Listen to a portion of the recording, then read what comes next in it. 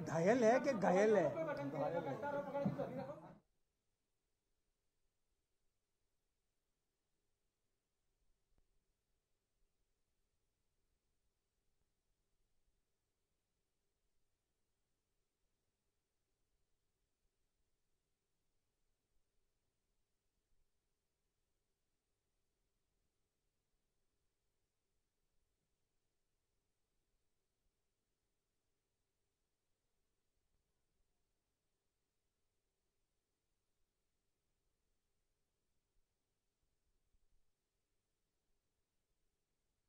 अध्यक्ष जी की बाइट हो जाए तो अच्छा लगेगा। कुछ लोग दोपहर तक भी अभी अध्यक्ष जी जब फ्री हुए तो हमने थोड़ा समय दिया आप लोगों के लिए।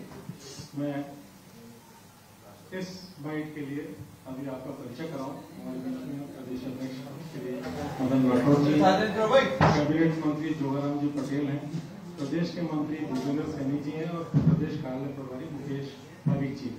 मैं आदरणीय अध्यक्ष जी से निवेदन करूंगा कि प्रेस को संबोधित करें। आप सबका बहुत बहुत धन्यवाद। अभी राजस्थान विधानसभा की अंता विधानसभा क्षेत्र जो अभी रिक्त हुई थी, जिसके उपचुनाव अभी संपन्न होने वाले हैं। अभी जो उम्मीदवार सामने आए जिन्होंने नामांकन दाखिल किया और उनकी जो सभाएं हुई जिसमें भ्रामक प्रचार किया गया, इसका मुझे बहुत दुख है। मुझे इस बात की बहुत चिंता है कि वो एक रटी रटाई सी पहले से सोची समझी और वही बात दोहराते दोहराते उन्होंने लगभग 2.25 साल निकाल दिए। हमेशा वो पर्ची पर्ची पर्ची, पता नहीं उनको रात को सपने में भी पर्ची दिखाई देती होगी। हर बार वो इसी प्रकार की बात करते हैं, जबकि हमारी सरकार ने जो विकास के काम किए वो न केवल अंता क्षेत्र की जनता अभी तो पूरा राजस्थान और हिंदुस्तान भी जानता है कि वर्तमान हमारे भजन लाल जी की सरकार ने जो कुछ भी राजस्थान में काम किए वो सर्वविदित है, सभी जनता भी जानती है। अब उनके पास में कोई मुद्दा नहीं है।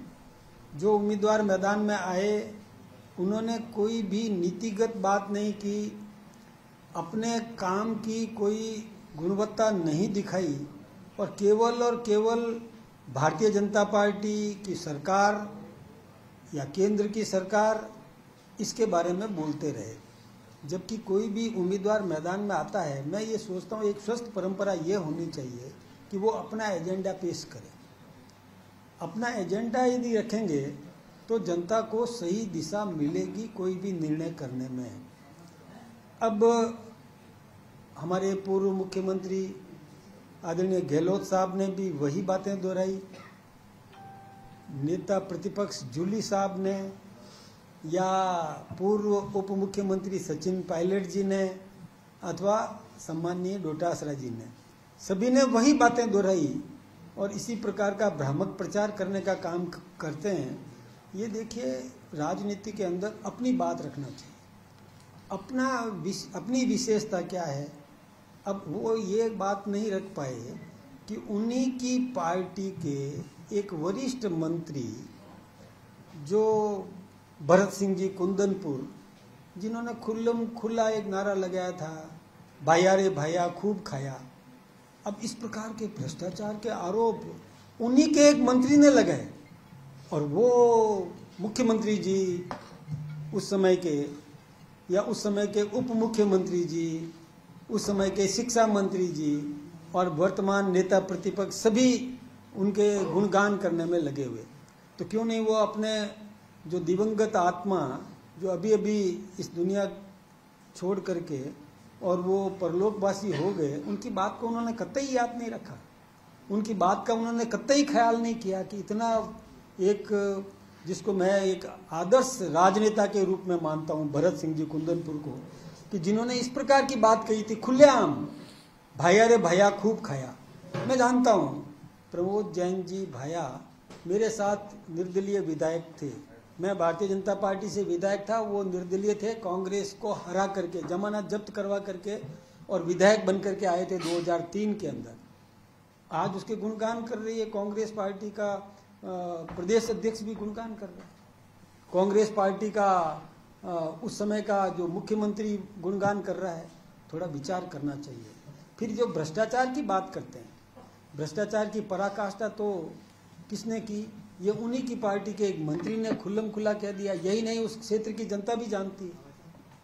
ये ठीक बात नहीं है। ऐसे राजनेताओं को विचार करना चाहिए कि कौन सी बात किसके लिए रखे। और कोई जातिगत गणित को लेकर के और मैदान में उतरा है। नीतिगत गणित कुछ भी नहीं है। नीतिगत सोच कोई, देखिए, देश काल की सोच होनी चाहिए, राष्ट्र के उत्थान की सोच होनी चाहिए, राजस्थान के विकास की सोच होना चाहिए।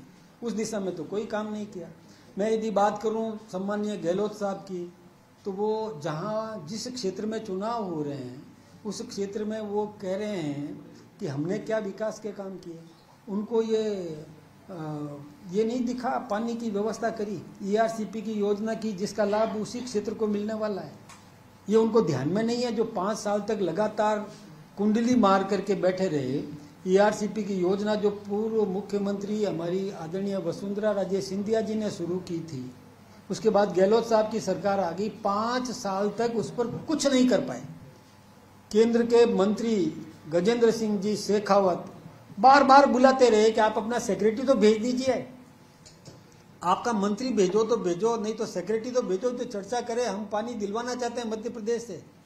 लेकिन वो अपना सचिव तक नहीं भेज पाए। और हमारी सरकार ने आते ही सबसे पहला काम वो किया, ERCP की यानी स्वीकृति दिला दी, सहमति कर दी। मध्य प्रदेश के मुख्यमंत्री जी, राजस्थान के मुख्यमंत्री जी और केंद्रीय जल शक्ति मंत्री ने साथ में बैठ करके ERCP का समझौता भी कर दिया। समझौता ही नहीं, टेंडर हो गए, काम शुरू करवा दिया। ये बात भूलते कैसे हैं?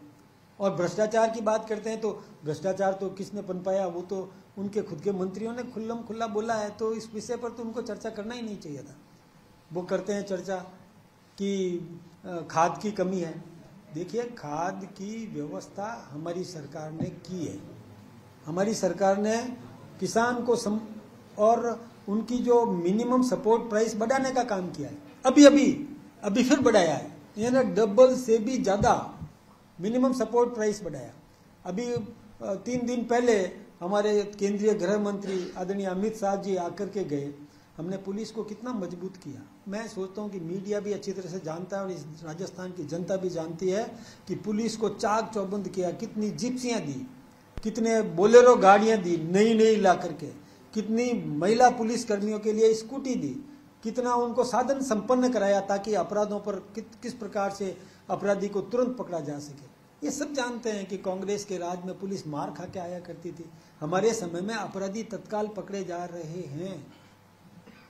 किसी भी अपराधी को बचने नहीं दिया, हमने तुरंत गिरफ्तार किया है घटना घटित होते ही। अब एक मुझे तो आश्चर्य हो रहा है, मुझे बहुत दुख भी है कि कल जो एक बस दुखांतिका हुई, मुझे इसका बहुत दुख है। लेकिन एक बात विचार करना चाहिए कि बस एयर कंडीशनड बस के अंदर एयर वो जो उसका जो होता है वो लीक हो जाए और आग पकड़ जाए, इसमें सरकार की गलती है? क्या बात करते हैं, कुछ सोचो तो सही। ऐसी घटनाओं पर राजनीतिक स्टेटमेंट देने से पहले विचार करना चाहिए। थोड़ा मतलब संवेदनशीलता तो होना चाहिए। छिद्रान्वेषण करो, कमी निकालो, गलती हमारी है तो निकालो, हम सुधार करने के लिए तैयार खड़े हैं। लेकिन विषय वस्तु पर तो ध्यान देना चाहिए कि किस विषय पर चर्चा कर रहे हैं। ये दुखद घटना हुई, बहुत दुख है इस बात का, हम सबको बहुत दुख है। हमारे संवेदनशील मुख्यमंत्री रातों रात चले गए, 3:30 बजे यहाँ जयपुर लौट के आए, जब तक की सारी व्यवस्थाएं नहीं करती उसे। यानी क्या कैसे बातें करते हैं? हाँ, हमारी गलती है तो बताओ ना, उस पर तो कोई बात नहीं करते, अनर्गल बातें करते हैं। ये ठीक बात नहीं है। हमेशा किसी भी विषय पर कोई भी चर्चा करे, सकारात्मक विपक्ष की भूमिका निभाना चाहिए। लेकिन उनके पास में मुद्दे है ही नहीं, किसी भी मुद्दे पर वो चर्चा कर ही नहीं सकते। आपसी सिर फुटवल की बात तो उनके अंदर थी, कितनी वो आपस में एक दूसरे को नकारा निकम्मा कहते थे, ये सर्वविदित है। किस प्रकार से भ्रष्टाचार की बात होती थी कि स्वयं मुख्यमंत्री जी की मौजूदगी में, शिक्षा मंत्री जी डोटासरा जी की मौजूदगी में, यानी उस समय के मुख्यमंत्री गहलोत साहब, उस समय के शिक्षा मंत्री और प्रदेश कांग्रेस के अध्यक्ष डोटासरा जी, उनके सामने शिक्षकों ने खुलेआम आरोप लगाए। तो अब ये क्यों अपना सोचो ना, दूसरे के ऊपर आरोप लगाने से पहले खुद का विचार करना चाहिए। फिर मैं एक बात और बताऊं, हम लोग बहुत सोच समझ करके फैसला करते हैं। हम लोग सेवक, जन सेवक वो मैदान में उतारेंगे। ऐसा व्यक्ति मैदान में उतारना चाहते हैं जो जनता की सेवा करे, सेवक बन करके सेवा करे, राज करने के उस मद में होकर के जाने की बात कल्पना भी नहीं करे, जन सेवक बन करके सेवा का काम करे। हम उसको महत्व देंगे, जन सेवक हम मैदान में उतारेंगे, देंगे विकल्प और जीतेंगे भी। यही बात कहना चाहता था। कौन होगा?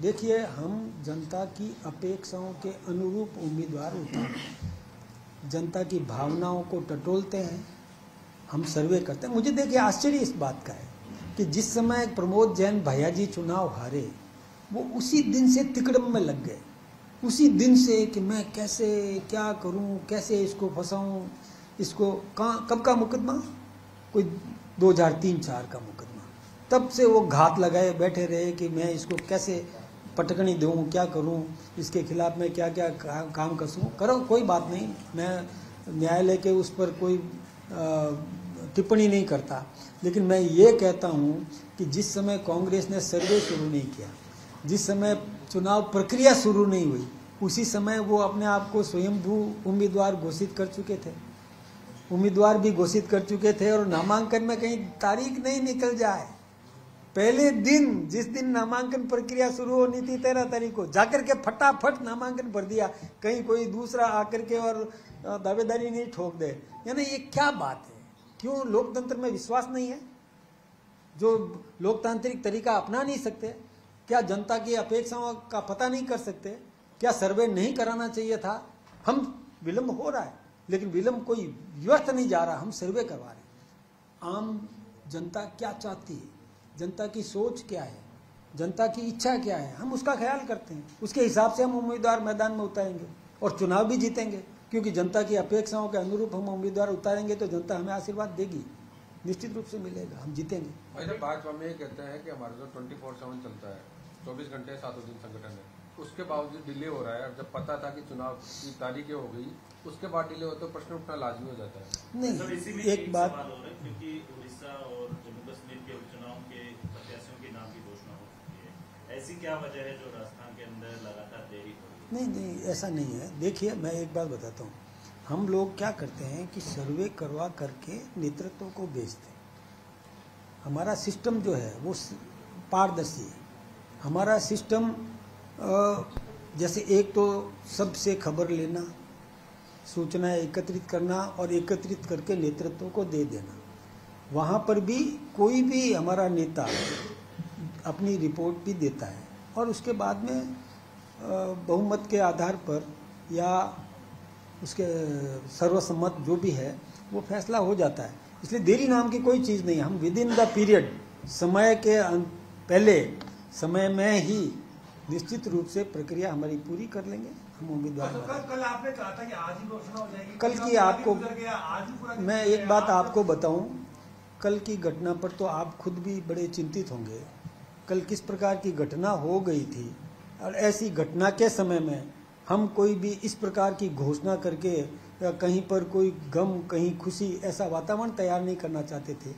हो जाएगी, कोई चिंता की बात नहीं, हम कर लेंगे। कल की घटना ऐसी थी, हृदय विदारक घटना थी, हृदय विदारक घटना थी और ऐसी घटना को टाला जा सकता था। और ऐसे में कांग्रेस आज नारे लगा रही है जोश से, जुलूस के साथ, खुशियां मनाते हुए। संवेदनहीनता की पराकाष्ठा हो गई, संवेदनहीनता की पराकाष्ठा हो गई। थोड़ा सा भी विचार नहीं आया कि किसी के घर के चिराग बुझ गए, किसी के बच्चे अनाथ हो गए और इधर इनको खुशियां मनाने का अवसर मिला है। थोड़ा सा भी चिंता तो होनी चाहिए थी। हम लोग चिंता कर रहे हैं, हमें मालूम है कि मीडिया हमसे पूछेगा, लेकिन हम धैर्य रखते हैं।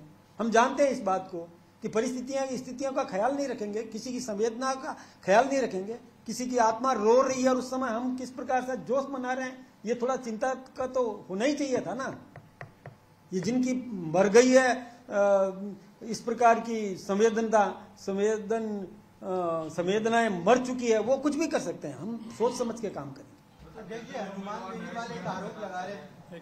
हाँ, अनुमान बेनीवाल एक आरोप लगा हाँ आरोप लगा रहे हैं कि आपने सरकारी तंत्र का दुरुपयोग करा और अपनी पत्नी को हेलीकॉप्टर से यहाँ एक मैं बात आपसे कहूं, देखिए ये हनुमान जी की भी संवेदनाएं मर चुकी है। मैं आपसे बताऊं, मेरी पत्नी को ब्रेन में क्लॉट आया, उनका हाथ काम नहीं कर रहा था, मुझे सूचना मिली, मैंने हेलीकॉप्टर मंगवाया। हेलीकॉप्टर का पेमेंट मेरी फैक्ट्री से हुआ है, उसी फैक्ट्री से पेमेंट हुआ है जिस फैक्ट्री की मालिक मेरी पत्नी है, और उसी के नाम का बिल है, उसी के नाम का हेलीकॉप्टर लिया गया, उसी से पेमेंट भी हो गया। ये क्या मतलब बिलो बेल्ट अटैक इसी को बोलते हैं, जिसकी संवेदनाएं मर चुकी। अरे मेरी पत्नी का हाथ काम नहीं कर रहा था, मोबाइल पकड़ा नहीं जा रहा था, मुझे ये जब बताया गया तो मैं हेलीकॉप्टर नहीं तो क्या कैसे जाऊंगा मैं, कल्पना तो यानी वो क्या सोच है उन लोगों की। मैंने पेमेंट किया है, मेरी फैक्ट्री से पेमेंट हुआ है, अब कमाल हो गया, ये कैसी बातें करते हैं। हनुमान बेनीवाल जी को थोड़ा समझना चाहिए कि इतनी घटिया स्तर की सोच नहीं रखे। मैं इसको घटिया मानसिकता शब्द प्रयोग करूंगा किस कहा, तो मैं कहता हूं धन्यवाद दूंगा अशोक गहलोत जी को, जिन्होंने मुझे पूछा, मेरी पत्नी की कुशल क्षेम पूछी। धन्यवाद सचिन पायलट जी को, जिन्होंने मेरी पत्नी की कुशल क्षेम पूछी। धन्यवाद डोटासरा जी को भी, जिन्होंने एक मतलब वो अपनत्व दिखाते हुए मेरी पत्नी की कुशल क्षेम पूछी। और वो एक व्यक्ति ऐसे हैं कि जो पूछना तो कहीं रहा और उल्टा ये कहाँ है, और मैं सरकारी तंत्र का उपयोग करूंगा। कमाल हो गया, कैसी बातें करते हैं वो। बिल मेरी फैक्ट्री के नाम का, पेमेंट मेरी फैक्ट्री से हुआ, और वो इस प्रकार की बातें करते हैं। वो उनकी आदत है भैया, वो करते हैं ऐसा। कभी बिजली का बिल नहीं भरते हैं, मकान खाली नहीं करते हैं, कभी वो क्या क्या कर लेते हैं। कहां से वो, उनके कौन सी फैक्ट्री चल रही है जो उनके हेलीकॉप्टर आ जाते हैं, बताएं तो जरा। मेरी फैक्ट्री चलती है 1979 से, मैं इनकम टैक्स पे ही हूं, मेरी पत्नी इनकम टैक्स पे ही है, वो भी इनकम टैक्स देती है। 1979 से मैं इनकम टैक्स दे रहा हूं, 1982 से मेरी पत्नी इनकम टैक्स दे रही है। हम अपनी व्यवस्था से चलते हैं भाई, अपनी चमड़ी अपनी दमड़ी से राजनीति करते हैं, किसी के भरोसे नहीं करते, के दम पर खेलते हैं, कूदते हैं और हेलीकॉप्टर से घूमते हैं। ये ऐसी बात करना लाजमी नहीं था। मैं सोचता हूं कि हनुमान बेनीवाल जी को थोड़ा समझ लेने की जरूरत है, कुछ स्तर सुधारने की जरूरत है। मैं लोकतंत्र की, देखो अपन लोकतंत्र के प्रशंसक हैं, किसी भी नागरिक को दावेदारी करने का हक है, और किसी को भी अपना कि मैं जीतूंगा, मैं करूंगा कहने का हक है। आज जो व्यक्ति कह देगा मैं जीत नहीं रहा हूं, केवल लड़ रहा हूं, तो उसकी दुकान खाली हो जाएगी। इसलिए वो तो आज तो यही कहेगा कि मैं क्या कर रहा हूं, मैं जीतूंगा। इसी उम्मीद से लोग लड़ते हैं, लड़े।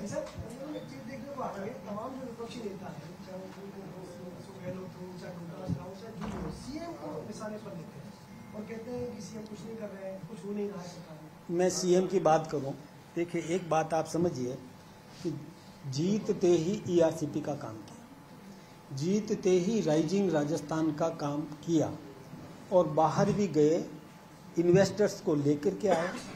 35 लाख करोड़ के एमओयू हुए, जिसमें 7 लाख करोड़ के एमओयू धरातल में उतर गए। मैं बताता हूं, मेरे फालना में सेलो कंपनी का ग्लास का बाउल बन रहा है, जिसकी नींव भजनलाल जी के राज में हुई, जो प्रोडक्शन में आ गई फालना में। मैं खुद उस फैक्ट्री को मैं देख के आया। बड़े कर्मचारी भी स्थानीय स्किल्ड सेमी स्किल्ड लेबर्स वहां काम कर रहे हैं। ग्लास के, कांच के बाउल्स बन रहे हैं, कांच की गिलासें बन रही है, कांच के बर्तन बन रहे हैं, वो कारखाना लग गया। ऐसे ही कई एम्ब्रेला इंडस्ट्रीज नई लगी है, कई ऐसे एमओयू हुए पर्यटन की दृष्टि से भी, वो भी काम चालू हो गया। ऐसे जब कई काम 7 लाख करोड़ के जब काम धरातल पे उतरे होगा, हमने एक एक इन्वेस्टर्स के पीछे एक एक अधिकारी लगा दिया, वो अधिकारी मॉनिटरिंग कर रहा है। अच्छा ये देखिए, पहले की सरकारों ने भी एमओयू किए, लेकिन वो धरातल पे क्यों नहीं उतरे कि वो सरकारें अस्थिर थी। दिल्ली में किसी की सरकार, राजस्थान में किसी की सरकार, और राजस्थान में भी जो सरकार वो टांग खिंचाई की सरकार, कोई किसी की कुर्सी बचाने में लगा हुआ है, कोई कुर्सी छीनने में लगा हुआ है। तो कोई भी इन्वेस्टर धन नहीं लगाएगा। इन्वेस्टर धन तभी लगाएगा जब उसको स्टेबल गवर्नमेंट दिखेगी। स्थायी सरकार दिखेगी कि मैं जो पैसा लगा रहा हूं वो जब तक उत्पादन में आएगा तब तक ये सरकार संरक्षण देगी, खड़ी रहेगी। ये तो उसको उम्मीद होना चाहिए ना, तभी जाकर के। और इन्वेस्टर्स धन लगाता है, कौन डुबाने के लिए थोड़ी कोई लगाता है। और इन्वेस्टर्स लगाएंगे। मैं आपसे फिर विश्वास दिलाता हूं कि निश्चित रूप से और हम रिजल्ट अच्छा लाएंगे। राइजिंग राजस्थान का परिणाम भी अच्छा लाएंगे। राजस्थान के उद्योग कितनी नौकरियां लगा दी, ये